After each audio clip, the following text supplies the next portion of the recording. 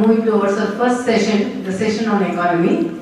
Now I request Savita ji, I hand over the mic to Savita ji to conduct the first session, contribution of Hindu women to economy.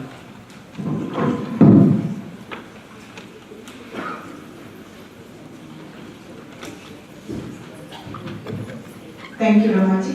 Thank you, Chandrika ji. What a wonderful, wonderful speech and a wonderful prayer to start our session. My honor to start off this program with our first session, which is the contribution of Hindu women to the global economy. My name is Savita. Before I start, I want to introduce the volunteers for this session. We have Sai Patel ji, who is the marshal for this session. We have Jaya Asthana ji and Hansa Dave ji, who are doing the most important things in this session. They are our timekeepers. We have Veda ji at the back, who is running the PowerPoint presentation. We have Manga ji, who is serving as the official evaluator of the session. We have Kuti Patel ji and Shilpa ji, who are our recorders, who are writing all the points that our eminent speakers will be making. And we have all of the rest of our volunteer crew who acted as ushers, which in layman's terms mean herding cats. Thank you all. And without further ado, I'd like to invite to the stage our speakers for this session. I would like to invite Dr. Toni Dasgupta ji, Srimati Meena Patel ji, Dr. Nandini Tandon ji. Please, if you would please come up on stage and have a seat.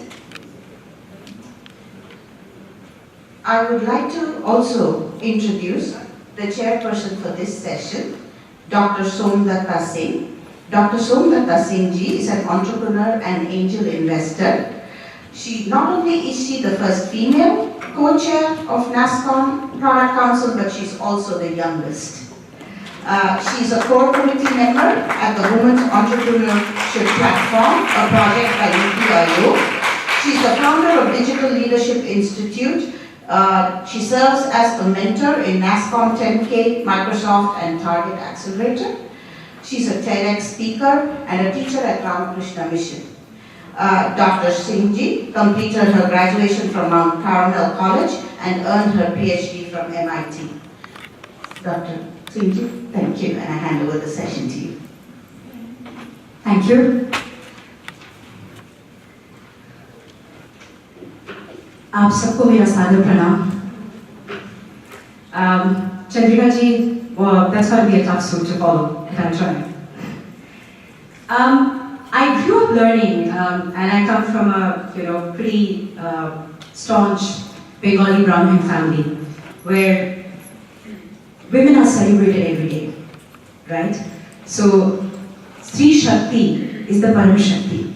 And my father always told me that given that I was the first child, the only child of the family, that Strihi Brahma Bhavit.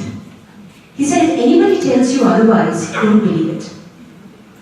Because Veda starts with the very intonation saying Strihi Brahma Bhavit, because Stri, you're not only the creator, you're the ultimate nurturer, you're the enabler. Therefore, you're not just a woman to woo a man, but you're a woman which is a womb plus a man.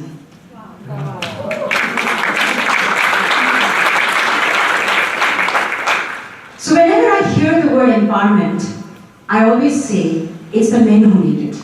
And I wish there were more men in this auditorium today. It's true. You have to empathize with the men a little more. And there's a reason to it. They've never had the opportunity to experience what it is to give life. They're a small participant. They don't know what it is to feel the first kick. They don't know what it is to actually give birth and being able to hold the child next to your chest and feet. They don't know what it is to convert blood into milk. So why do you seek empowerment from them when it's they who seek it from you?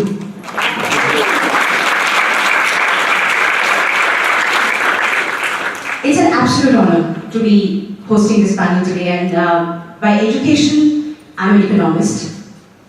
By passion, I'm an entrepreneur.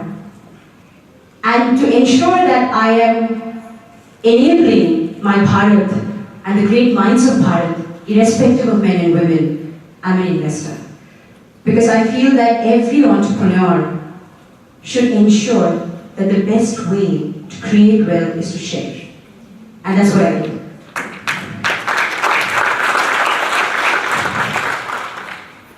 So, before we commence today's session, let me take the honor to introduce the esteemed panelists who I will be hosting and talking to today. Dr. Toni Dasgupta, what an honor to be hosting you for today's session. Just to share a brief about her, she is the CEO of Veda Financial, an investment advisory firm for individuals, corporations, institutional funds, and non-profit foundations. Toni has a PhD in physics, an MBA from UCLA in finance. She is on the board of Los Angeles chapter of American Association of Individual Investors, the largest group of individual investors in US. She's the past president of TIE Southern California. Toni co-founded Women's Initiative Network, that is WIN, in Southern California. Toni previously worked as an investment strategy and risk analysis. She supports several charities through her investment company. Welcome, Toni. A big round of applause for her. My next esteemed panelist is Srimati Meena Patel. I was just talking to Meena next to me, and what an honor absolutely to be hosting you today. She has a prolific background. She's right now the Vice President and Head of Retail and Digital Business Services. She has nearly 30 years of retail experience and CPG experience. She has extensive retail experience in major department of luxury stores, including Walmart, Target, Burberry, Tiffany, etc. She worked and support veterans at home. She has a bachelor's degree in computer information technology, administration, management from the University of Illinois in Chicago. So this is your home run. Yes. Well, the final panelist I have today is Dr. Nandini Tandon. She's an entrepreneur and venture capitalist. Dr. Nandini is an entrepreneur and venture capitalist based out of the Silicon Valley, California. She helps build companies in biotechnology, pharmaceutical, medical devices, diagnostics, and semiconductor industry across all stages of development, from research to commercialization. She holds a PhD in biochemistry from Duke University. Nandini is engaged in building partnership between US and Bharat, focusing on renewable energy, healthcare, empowering women. She has co-led congressional delegations to Bharat, recipient of several awards and honors, including the Women of Excellence Award in USA and the Pravashi Bharatiya Samman Award. Big round of applause. Thank you so much, Nandini, for being part of the panel today.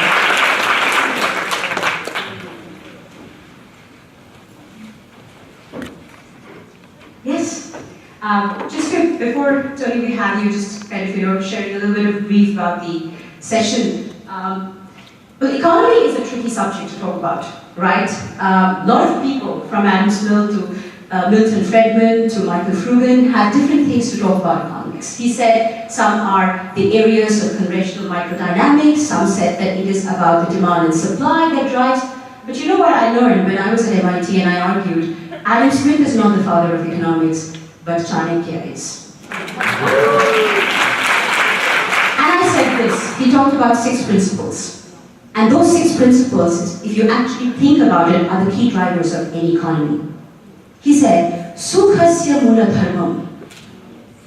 A great economy is not born out of fluid philosophy. It's born out of dharma, which means a way of life. And a way of life means, I respect yours and you respect mine.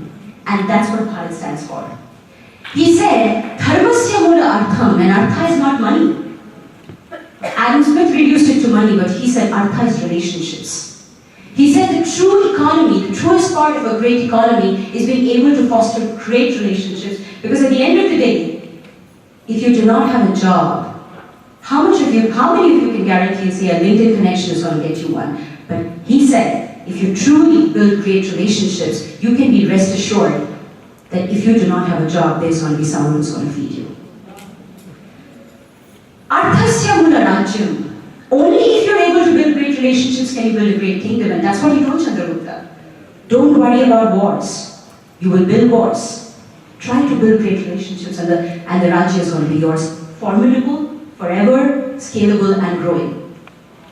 Rajyasya mula indriyaja, which means a great economy is not born if you try to close all your senses. You need to keep all your senses alive, and that's what the Indriyajaya stands for.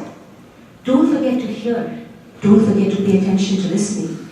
Don't forget that you should know before responding what you're responding to, because words once spoken cannot be taken back. You should remember that it's very important to touch and feel and not say, you know, it's great to meet you and I forget. So all of you present here today, one of your biggest takeaways should be to keep your Indriyajaya alive so you can foster great relationships. And finally he said, Indriyajasya mula vinayam. No great power can stay a great power if they forget humility. No great entrepreneur can stay a great entrepreneur if they forget gratitude. And no great women can be great if they forget to honor the men in their life. So with that, Toni, over to you.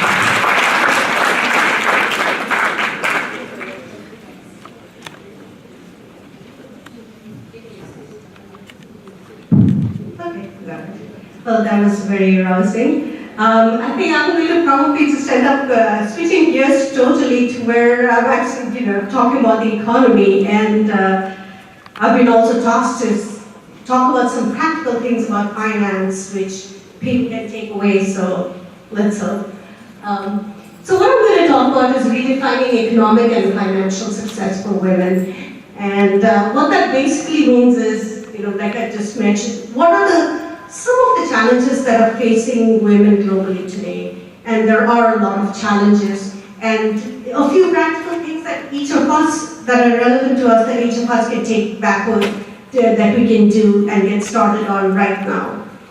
So, could I have the next slide, please? Yes. So I love this saying by Swami Vivekananda, which is, there is no chance for the welfare of the world unless the condition of the woman is improved. It is not possible for a bird to fly on one wing. And this is where one of the things I feel we need very urgently is financial literacy and financial inclusion for women. So when I was a young girl, I was 12 years old, I would follow my mother into the villages, and her only mission in life was for every woman to have a bank account. And my job was to teach them basic skill of numbers and math, which I did, so they could balance a checkbook, or balance a bank book. Very simple notion on the face of it, but it can have huge consequences, because I don't know if you're familiar with this, women in rural areas, they're working the whole month, at the end of the month they bring home the money, then they're abused, the money is taken away from them, and generally the man of the house is getting drunk and gambling or whatever, and the money is lost. So just a simple act of arming a woman with a bank account can have huge consequences and has the potential of ending the cycle of violence and of poverty. So that was one of the things that I learned very early on. And there's some good news here. There are, because of different plans from the government, there are about 80% of people in Bharat who actually own bank accounts. So that's the good news. What this doesn't show is the fact that less than 16% of all women actually use their banks for savings, and less than 5% have access to credit. And this is a place where I think we could do with a lot of improvement. Next we have the investment pyramid. Could I get the next slide, please? Yes. So what we have is this very challenging area where about 10% of the women in Bharat are micro-entrepreneurs, are entrepreneurs, and 99% of them are micro-entrepreneurs. And what ends up happening is that there is this huge gap, which is the developing market gap, which is that of funding, of knowledge, and resources. And it's this enormous chasm that you have to cross to get to the next level of entrepreneurship. And this is where women typically struggle, because why? They have low income, they have low education, they do not have access to title, so you can put up collateral at the bank, which makes it harder for them to get credit. And the one that worries me the most is the labor participation rates are falling. And this is something that we should all be concerned about. So what can be done? Well, clearly higher intervention and policies that include financial inclusion at every step of the way. A commitment to reducing the gender gap in the workforce. And this has to be a very consistent effort. And finally, there are tools like, for example, better smart mobile access that can, enable these women to actually use financial instruments using their phones and technology. So the next part, as I mentioned, was going to be very practical. I was tasked with something that, we can kind of talk about. What you find is when you ask women, well, if you think about it, are women the CFO of the house? And 50% or more will say that they manage the finances of the house. But if you ask how many manage their investments, it's a different answer. Very few women feel comfortable, very few men feel comfortable. I mean, being in the investment management business, I find that people work so hard to make money to build wealth, but there's very little effort that goes into taking the wealth and building it to the next level. So I love this, sorry, if you don't mind changing the slide. Am I supposed to be changing? Oh, sorry. Okay, I'll keep an eye on that for now. So basically, many wish they had actually gotten help from a professional and done it sooner. And I just put up a simple thing. If there's one thing I wanted you to take away with you is the returns are important. How much money you're making on your money is critical. And it basically shows you to take $1,000, 40 years, 1% return, you make $2,000. What are you going to do with that? On the other hand, around 10 to 12% returns, now you're getting 20 to 30%, 20 to 30 times your money. So the multiplicative effect of money invested wisely can be hugely advantageous, and it's something all of us need, everywhere, all women need to be aware of.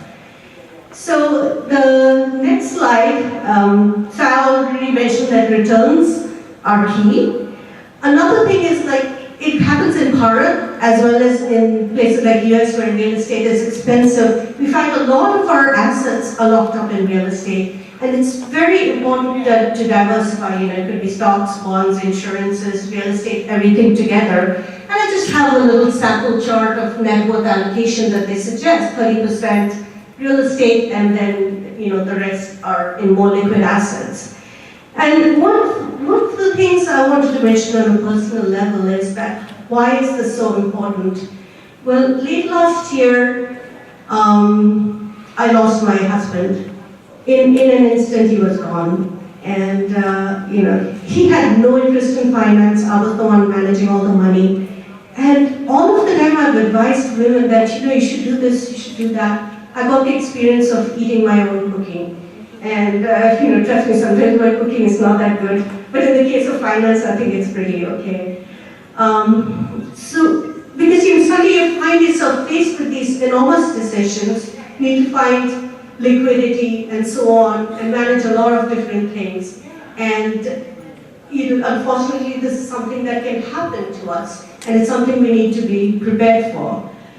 So the next slide, I'm going to just challenge you to please, pay attention to these 7 things, and it would be great if you can do them today.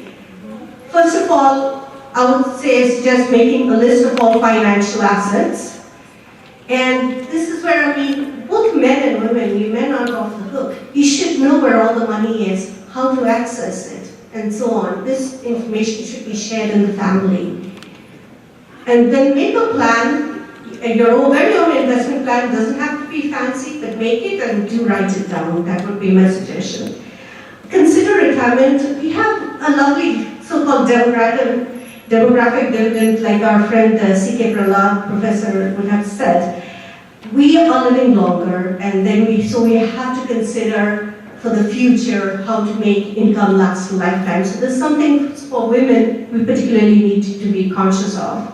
And then, there are things that should I rely on others for advice, or should I do it myself? Well, if you really enjoy finance and investment, definitely you want to spend the time doing it, you should do it. You could very well do it yourself, or if you get help from somebody else, that's great too.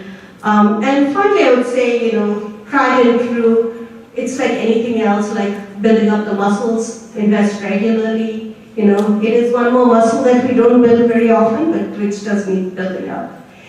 And finally, I want to talk about,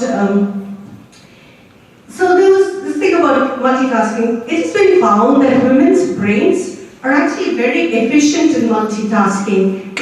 It takes less energy. Science has proven that it takes less energy for a woman's mind to switch from task to task. So we are inherently apparently built for multitasking. So instead of saying, oh, well, I have to do this and I have to do that, and let's just celebrate it. We are good at doing a lot of different things. So, what we can do is we can be in charge of our workplace, we can be in charge of our home, we can be in charge of our finances, we can be leaders in our community, we can show the way of how to give back, and like I call it, advanced karma through shared opportunity and prosperity.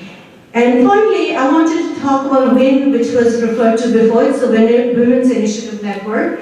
This is a organization that I founded in Los Angeles, and with a simple idea that women help one another identify opportunities and get, help each other to get to the next level. And so it's basically women helping one another. And finally, I'd like to leave you with what I would like to see. This is what I would love to see for the future. In Los Angeles, we started the Los Angeles Business Connection, which became quite popular. What would be great is if we had a Hindu Global Women's Business Directory as a resource, and which enables women to, on a practical level, to identify the opportunities, help, figure out where they need help, or mentor one another, or connect with one another. And I think that is something that we all need a lot. So finally, the saying from Swami Vivekananda goes, we should not think that we are men and women, but only that we are human beings, born to cherish and help one another. Namaste.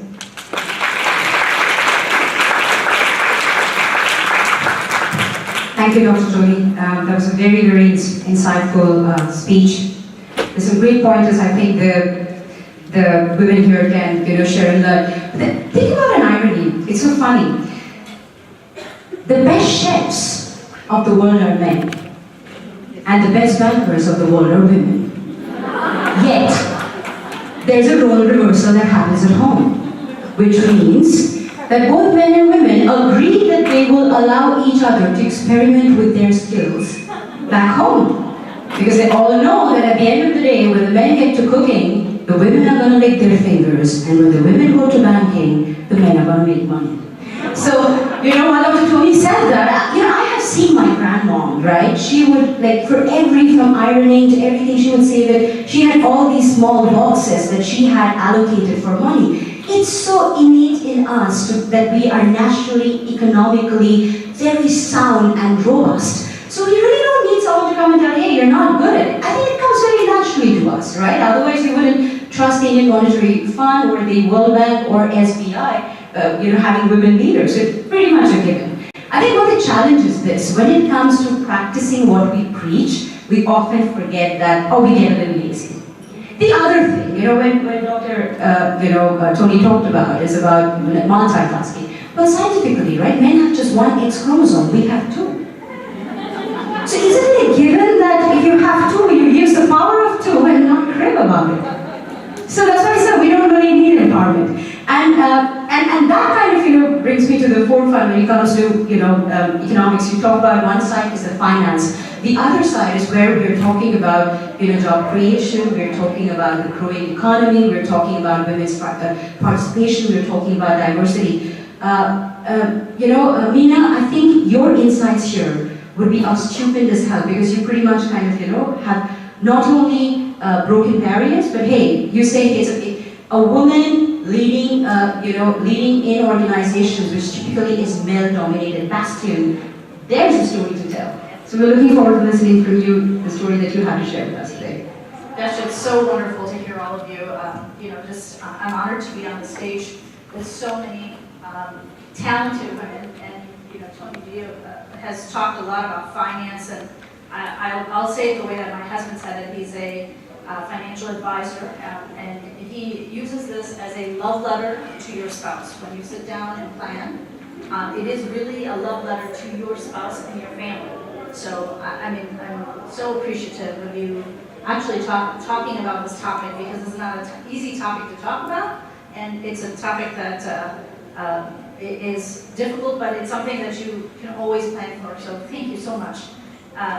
So a little bit about, and if we can move the slides, a little bit about some of my mentors along the way. Dasgupta ji just left, but she would be really upset that I have her sister up here in Redwood. Like that little sister of mine, she gets around everywhere. But I have 3 women that up here that are very close to me, and I'll tell you a little bit about myself after I talk about this. So Indra is a minority woman running PepsiCo, and came through, educated in India, really strived very hard, and came through the ranks to lead a major corporation, right?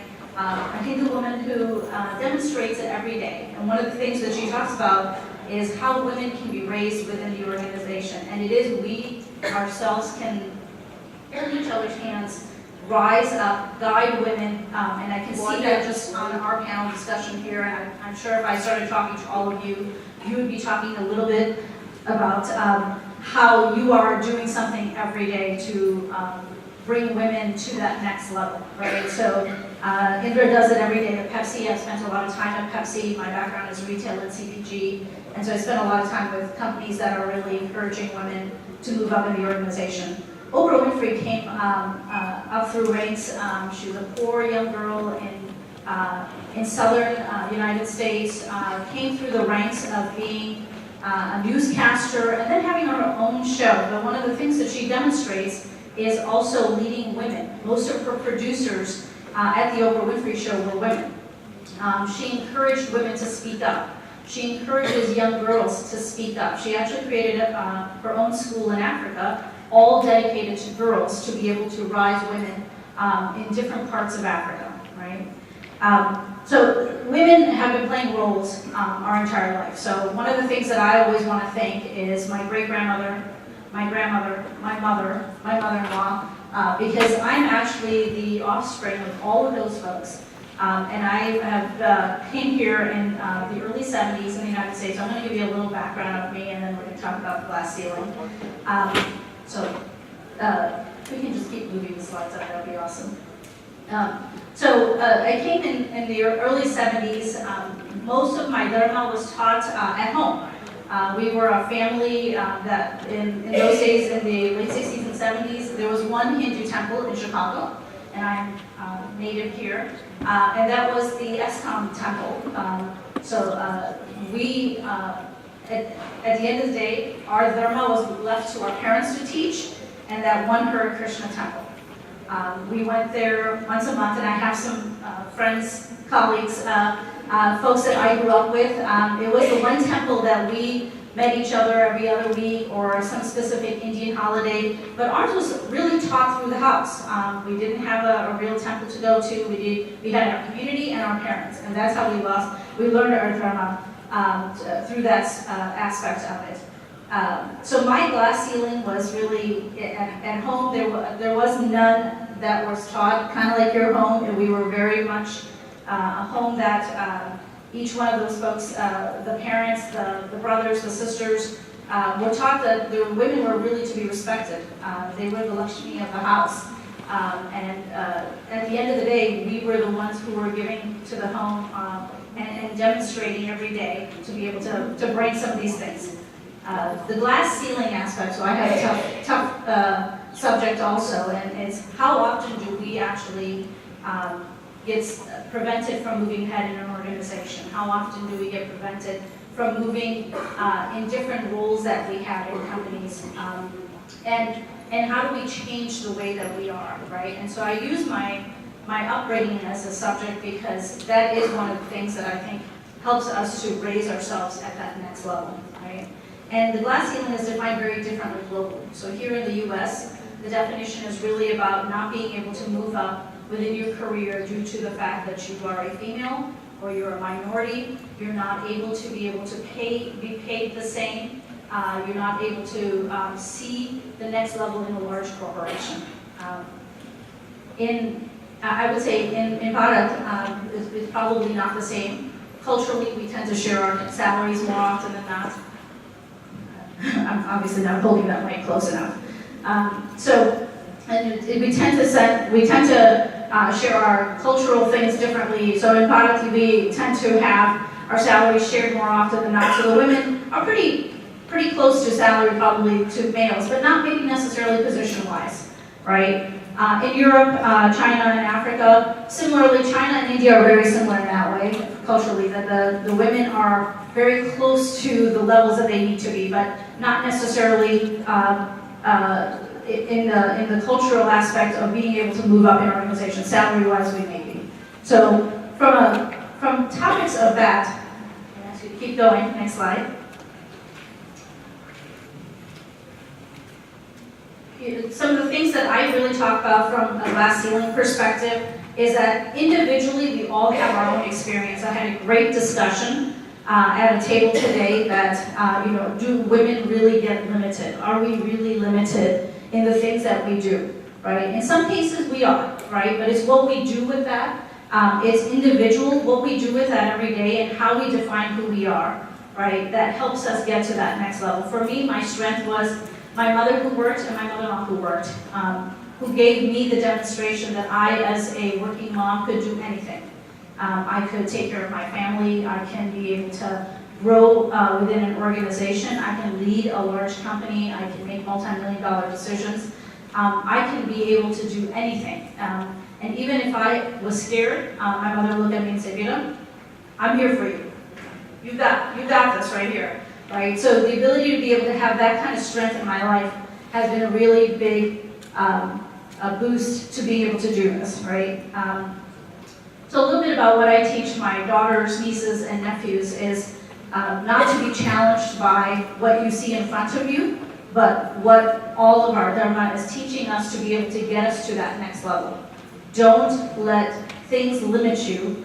Don't have an artificial definition limit you from where you are, right? Women, the next generation, right? And I see some of the next generations here. Next generations are really changing the way that our countries are being run, our companies are being run, our households are being run, right? That doesn't mean that we don't forget the important aspect of family, our spouses. They are an equal part of our life, and to be able to grow that culturally from a lifelong commitment of being part of this Hindu Dharma, you need to know that all aspects is important. Family and spouse and children are a part of that Dharma, including your career. Right? So I'm going to take you to the next slide. Yeah, right. So I did want to talk a little bit about, what are some of those numbers, and are there still some inequalities? And there are, right? So if you look at the healthcare industry, and I have a couple of physician friends who are here in the audience, there are still differences. So though there are 61% women that start out in the healthcare industry, only 36% make it to the management position. Right? If you look at manufacturing, it's 23% making it to 18%. So one great thing in this slide is that there are women in every sector, right? So we're really making a mark by making it in every sector. I think the challenging part is, in many cases, we're starting at 50%, but we're really not hitting the corridor of being to be a C-level executive. So in the United States, 50% of the workforce starts as women. It's actually 52%.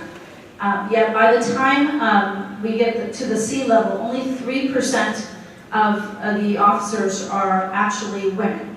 And so, one of the questions that are asked is, well, what's going on? Why is there such a difference in numbers, right? Why don't women, are they not smart enough? Are they not challenged enough? Can they not break that glass ceiling? And I say it's none of that, right? Women are challenged by having multiple jobs. So the jobs are the job that you're doing. So whether it's a CEO of a company or a CFO of a company, or you're a director, or you're just leading your business unit, or doing your job, right? You have that job, then you have a job at home, right? And that job is, I call it the CEO of your household, because you still have all the other responsibilities associated to it. Having those two levels of hats that you're wearing, sometimes we women can't always make that leap to that next level at that moment. So I always say women can do every job. It may not be at the same time, but we can do every job. So women will come up those ranks at different parts of their career, and we'll see more of those coming through.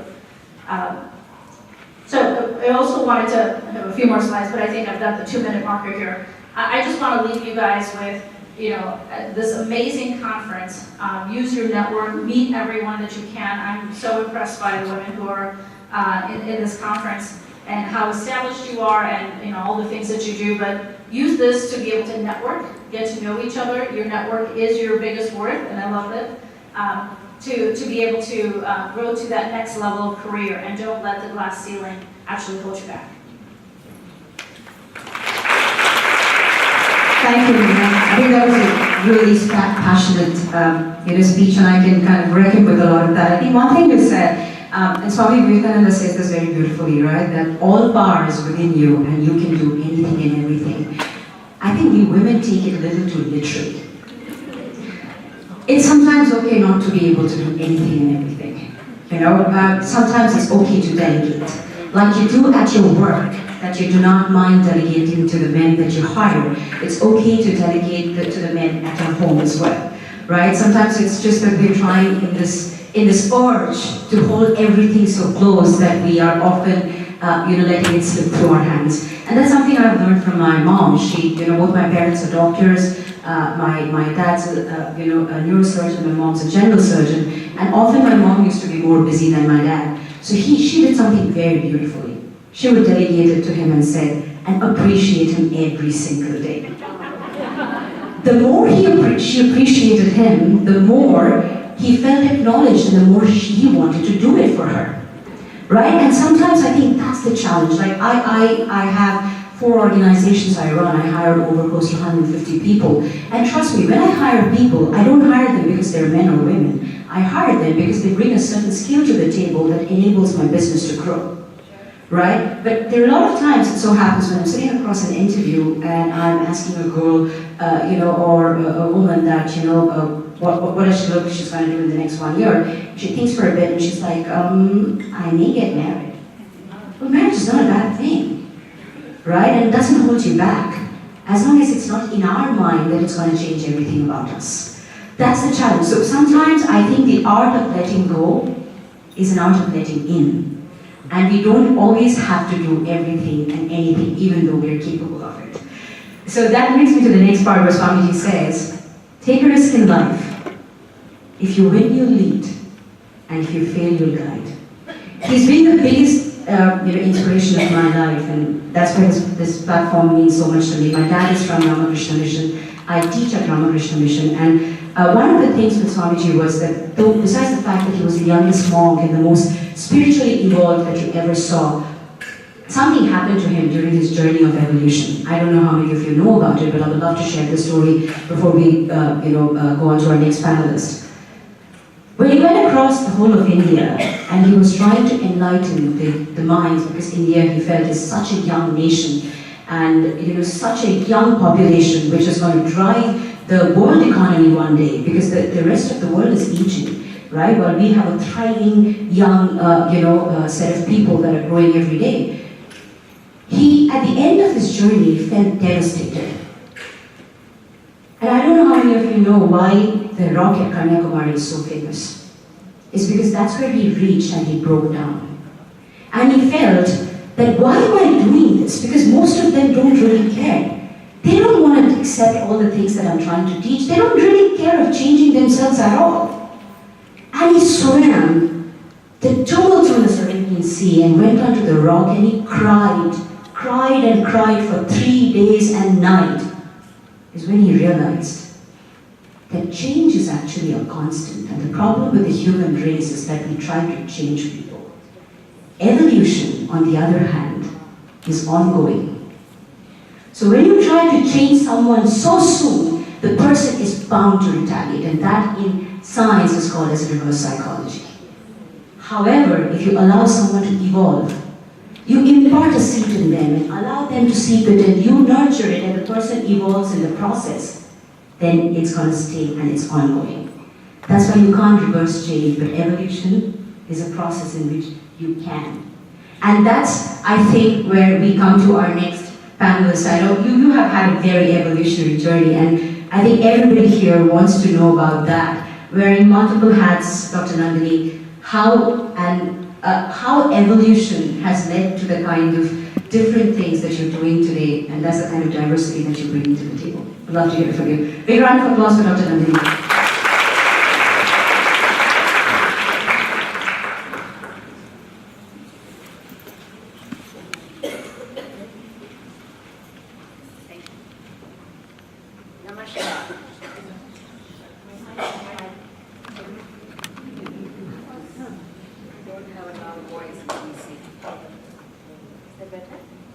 Namaskar.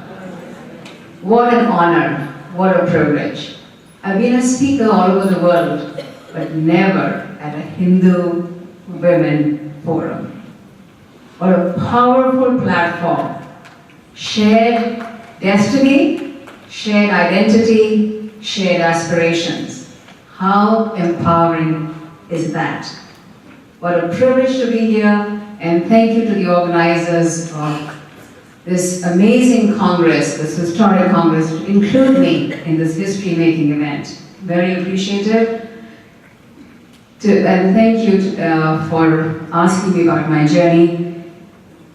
Since the theme today is to celebrate Vivekananda, who has been my mentor, my guru, since the time I can remember. I grew up in Calcutta. Ami Bangali likhte pari, podte pari. But I am from Uttar Pradesh. We would go to Ramakrishna Mission. My parents were not ritualistic, but very spiritual. I remember introducing us to the founder of ISKCON, Prabhupada, got his blessings. Took us to Swami Chinmayananji, got his blessings, and had the honor and privilege to go to the school where Mother Teresa had started and got her blessings. So it has been an amazingly humbling journey to have parents who took us there. Vivekananda's one theme that is always reverberates in my mind, and as a venture capitalist in Silicon Valley, running a $1.2 billion fund and being the only woman in the 26-year history of the fund and the only non-Caucasian and obviously the only Hindu, the one thing that has always inspired me is Vivekananda has said, Hinduism is the only dharma in which the word fearless is echoed infinite number of times. Other religions sometimes can lean on making you afraid and hence come to God. Hinduism is diametrically opposite. Be fearless because God is within you, which is what is inspirational. And as a venture capitalist, you have to be fearless. Of course, risk mitigation, but fearless. So ladies and some gents, brave ones, as Hindus, we are the caretaker of a fearless mindset. And we already are juxtaposed to success in any realm we choose, but definitely in the world of finance and definitely as entrepreneurs. So on that note, I'd like to share a little bit about my journey. My journey begins with my mentor, my ultimate mentor, and I'm so blessed she's here. As a Hindu, you all know that we revere our mentors and we revere our mothers, and more often than not, if not always, that's how they are. Our mothers are our biggest mentors. And I would appreciate if my mother who's sitting would just stand up and look at you wonderful ladies. waving, she won't get up. And I'm very lucky to have a mother who, at a very young age, sat us down and said, "Do you see the train?" I said, "Yes, we do." "Do you see the bogie?" "Yes, we do." "Do you see the engine?" "Yes, we do." If the bogie decides to just sit there, that's fine, yes.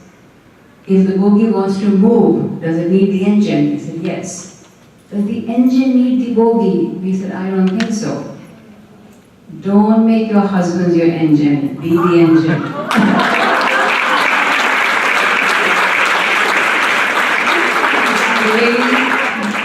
All freedoms aside, we are so lucky.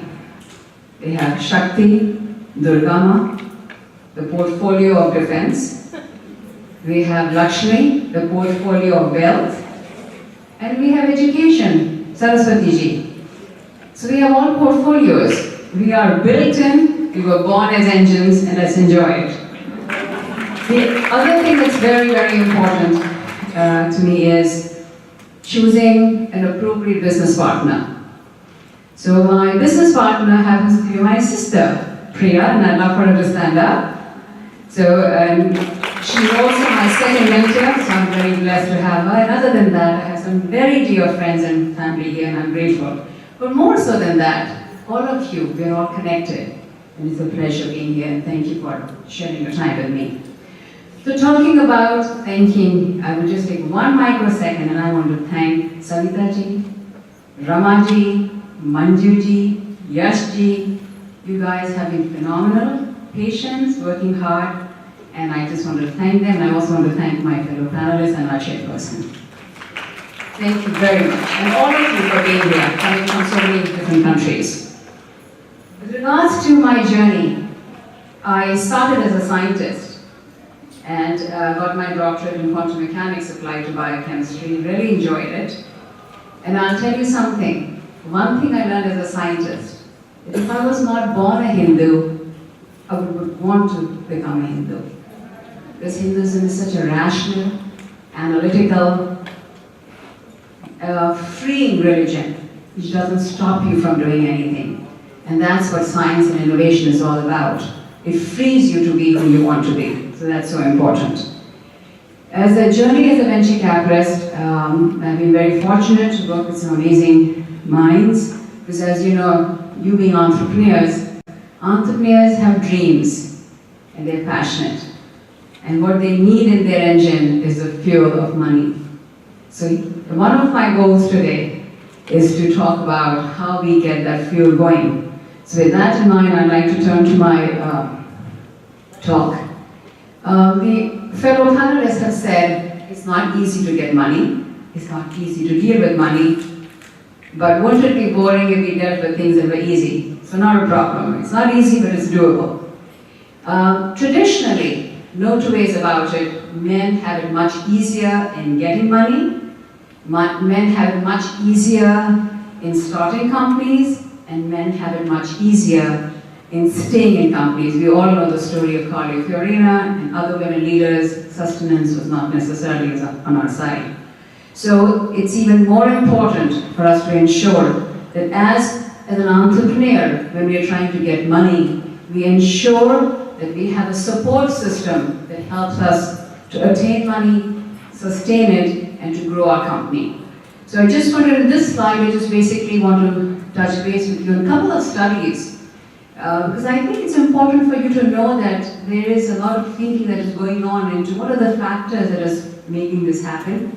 It's not rocket science. We all know that at the end of the day, we give money to the people we trust, and we also give money to people who look like us. How many of us in this room look like a blue-eyed blonde? Not too many, right? Who are the people who are giving money? Usually blue-eyed blondes. So the probability of you getting money from them is pretty low. So hence you need to do your homework even more than another woman who would share a different gene pool than you. So it's very important that you are aware of what it takes to get the money. So going to the next slide, I thought I'll start with angel investing. And there's a reason why angel investing is called angel investing. Because we all need angels when we start out as entrepreneurs.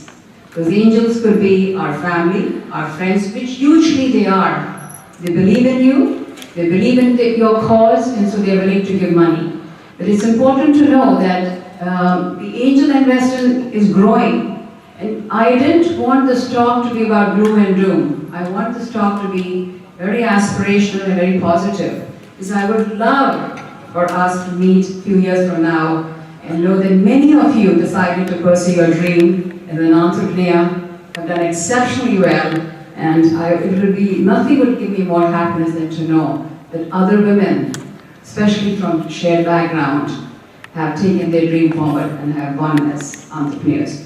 So it's good to know that $21.3 billion went in as angel investing. The other trend which is very positive is between 2006 to 2016, the number of women angels has doubled. So usually, as I said earlier, there was a Harvard study that was done on mentorship, right? People mentor those who look like them. And that's only one facet of it. People give money to people who look like them, that they can trust, that they have a share. You can't blame them, it's just natural. One of the reasons we're all sitting here because we all look more like each other than we look like somebody from Sweden. So it's a given, it's a natural evolutionary process. But having said that, it's important for you to know that the trend is there, it's just harder. Talking about evolution, and I know Dr. Singh was talking about evolution. Evolution is on our side, primarily because women succeed, because as the Darwinian theory goes, it's not the strongest or the biggest who win, it's the one who adapts. And if there's anything women know how to do, is adapt. And so the Darwinian theory is right on. You win if you adapt. If you don't adapt, you perish. And one of the beautiful things about Hinduism is that Hinduism adapts. So as Hindu women, you are exponentially qualified to adapt. The next slide, and I have on purpose put all of this in a slide format because I knew our time together would be short, but I wanted you to have access to it. The only one thing that I wanted to go on the former slide and want to refer to is, the whole unicorn phenomena. The unicorn phenomena is that it's so rare that once it catches the investor's eye, they say, we have to go for it. And as a result, one of the 10 unicorn concepts become multi-billion dollars. But 8 out of 10, they don't go anywhere. And the 9th one just returns the money that the investors has put in. So the new concept that some of the women have come up with is called the zebra concept, which applies to us beautifully. Because what the zebra concept is that we women are less likely to invest in something that is going to go bust. We are so financially conscious, we are so conservative, we know how to protect our family and our money and our resources. The probability is less it's going to go bust, but also even more important, like zebra, it bands together for social return. And we women have in our DNA for social return. The next slide, and I'll go very quickly because you have all of this information. The next slide talks about small business grants. I just wanted you to know that there's a spectrum, there's a plethora of ways you can get money. And I have done my homework and put it in the slides so you can go to it. The grants are there, but they're hard to get, and even though you don't have to repay them, there's a cost that comes in your time and resources and the challenge that you have to take. But these are some of the examples. The next slide talks about what you should know about the grants before you apply. Because I didn't want you to waste your time. I wanted you to be very chiseled in your ability to get the maximum leveraging of your time. So these basically talk about the competition, how to go about dealing with it, very commonsensical. If the grant is about textile industry and you're in agriculture, please don't apply, that's a given. Most of it is common sense, but it's always good to have it on your side. The next slide talks about alternative financing options for small business. And here I would like to say that the SBA right, can be a very dear friend of yours. And SBA has offices just about everywhere. And you can reach them and they will be very happy to sit you down and mentor you and work with you. The next slide talks about just what I just talked about, that the Small Business Association has offices all over. Then these are the micro loans for female entrepreneurs. I've also listed that for you because there's certain loans specially created for you, so then you can access them. And then I think the final slide, then how women entrepreneurs are closing the venture capital gap. So the large chunk of money comes from venture capital. So in that whole spectrum, we started with the angel investors, which can be mom and pops, and we kind of built up to the venture capital. So in my $1.2 billion fund, we would invest $30 million at any given time. But most entrepreneurs don't need 30 million. In fact, they shouldn't be needing 30 million. But since I'm in the pharmaceutical industry, we have to have very large clinical trials, millions of people's clinical trials, and they're very expensive. Hence, we would put that kind of money. But the whole point is that when you are pitching to a venture capitalist, just remember whether you're asking for small money or large money. First, go to those venture capitalists who have smart money. Just remember, money also comes in all sizes, shapes, right? You need to go to a venture capitalist who understands the area in which you're investing, because then you will have an ally and mentor on your side, and that is going to make a big difference. And so try to look for women venture capitalists. Remember, we give money to those who look like us. And there are certain venture capitalist firms that are run by women or have women VCs. Though I will say, out of all industries in the world, the one area where we have least number of women leaders is venture capital. So it's very difficult to find, but it's worth looking into. Finally, I would just like to say two things. Coming from Lucknow, with a mother who has masters in Hindi literature and English literature, I'd like to share with you that serendipity is very important. We are all here. It's not a coincidence. We say Kainat, nature, wanted us to be here. And just remember, अगर मैं चाहूँ हर चीज़ मुकामिल हो जाए, मंजिल के लिए दो गाम चलो और सामने मंजिल आ जाए. So all of you have the ability to walk towards your goal, and that your goal coming towards you. I'd like to end by thanking all of you, and I'd like to dedicate this time away from my family in California to my husband, because tomorrow will be the 25th anniversary of him and me meeting on Stanford campus. And to my darling son, he said, "Mommy, go, enjoy being a Hindu woman." Thank you. What a pleasure being here. Thank you, Dr. Nandini. I think it's been an absolute pleasure to host all of you eminent women from different walks of life. And I think while Dr. Nandini talked about angel investors and venture capitalists typically invest in people who look like us, I disagree to it. I think Hinduism teaches us one thing: break barriers. If you really want to grow in an interconnected world and allow the economy of Bharat to thrive, and the people living outside Bharat to thrive, it's very important that if you have the opportunity and the wealth, you invest in a great idea that can flourish and take your legacy forward. If the idea of investing in people who look like each other was true, then Flipkart wouldn't have raised this 15 billion valuation from investors outside of India. If that was true, then the Silicon Valley Indians who are thriving today wouldn't have made money and invested in companies and ideas they believed in. My words to all the great Hindu brains that are here in this room today: we are not a religion like others. We are not taught to differentiate based on faith. We believe in investing in great ideas and great minds and great economies. Let it not prohibit you from the way you look, from the way you dress, and the way you speak. Let us transcend that. And I want to end it with a Sanskrit shloka which says it very beautifully. Shanashaha karashaschaiva vidyam artham cha sadhayet shanatyage kuto vidyam kanatyage kuto dhanam. Let us educate ourselves to an utmost level where every second is spent in educating ourselves in a way that we can utilize it to not only grow us, but others alongside.